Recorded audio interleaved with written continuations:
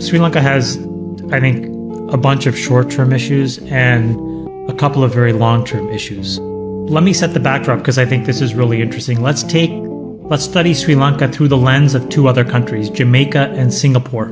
If you go all the way back to 1960, so, roughly when Singapore became a nation, the Jamaican population in 1960 was 1.6 million people. The Singaporean population was 1.6 million people. Sri Lanka's population was 9.8 million. Jamaica's GDP was 700 million.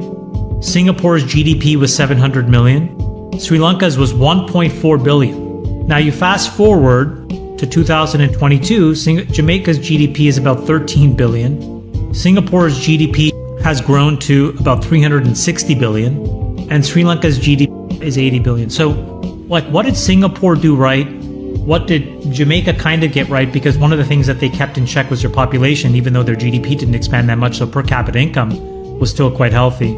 And then what did Sri Lanka get right and what did Sri Lanka get wrong? Well, some of the things when you look at Singapore is that they found a way to embrace, despite a very heterogeneous culture and sets of religions inside of that entity, inside that city-state, they found a way to promote multiculturalism, yet also promote English as the lingua franca. Why was that small thing so important? Because it allowed them to be a hub for the rest of the world in a way that many, many other countries couldn't do. The second thing that they had was a very low level of corruption because they had a leader, in that case Lee Kuan Yew. And again, some people in the West will paint it as slightly authoritarian. He would paint it as Asian values. But the net result of it was very low levels of corruption, a small but highly effective public service, and meaningful investments in education and healthcare to make that country grow over decades. And within a generation, that country completely, exceeded all expectations. Sri Lanka struggled through a civil war. I was a byproduct of that civil war.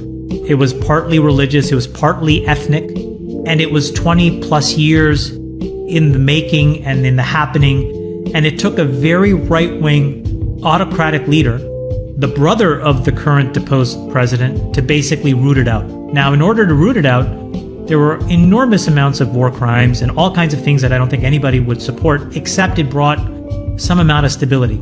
And so then you would have thought, okay, maybe this is the point at which you can now really start to grow. But these guys, yet again, found a way to navel gaze and just to infuse so much corruption and graft inside of how the government was run. By the way, and it wasn't just the right, it was also the left. They spent 2.5 times more on defense as of last year than they did when they were in wartime. Doesn't make much sense. The public service grew to the largest it ever did in a moment where, you really should have prioritized private enterprise.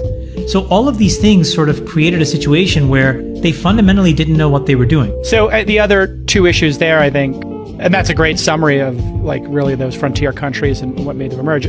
Singapore also has a great strategic location, which Sri Lanka kind of shares. They're both island countries strategically located for trade. And then I guess the policies, right? Singapore went on a very, very aggressive tax and business policy effort. Did Sri Lanka do that as well? And then maybe you could speak to just how important those are as islands, and their geography. Because Jamaica doesn't obviously have that. I mean, Sri Lanka has this massive growing importance as China has emerged. The problem in these last few years is that they did everything possible to not just alienate China, but to alienate everybody on every dimension possible. They alienated China. The coup de grace was that there was an enormous shipment of fertilizer, chemical fertilizer, that was sent to the ports. And it was summarily rejected and turned around because somewhere along the way, the leadership in Sri Lanka decided that they were woke. And so they had forced every farmer to go organic. The problem with going organic and organic fertilizer was all of the small farms shut down. All of the large farms had 20 to 30% crop yield reductions. The prices of food went crazy. They reversed policies 2 or 3 times, and really what they found is that, they tried to go woke, instead they went broke.